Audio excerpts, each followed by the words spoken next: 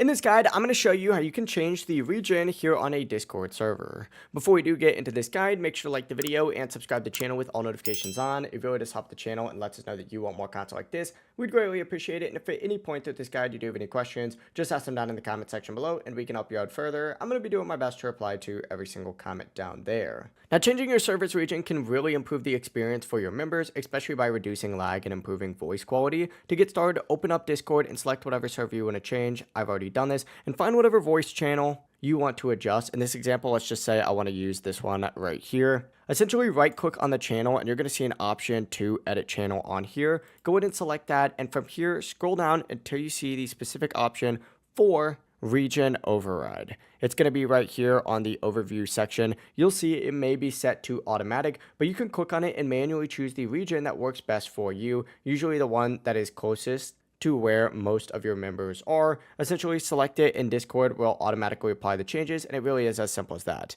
If you guys did have any questions, just ask them down in the comment section below and we can help you out further. I'm going to be doing my best to reply to every single comment down there. Before you do leave this guide, make sure to like the video and subscribe to the channel with all notifications on. It really does help us out and lets us know that you want more content like this. We'd greatly appreciate it.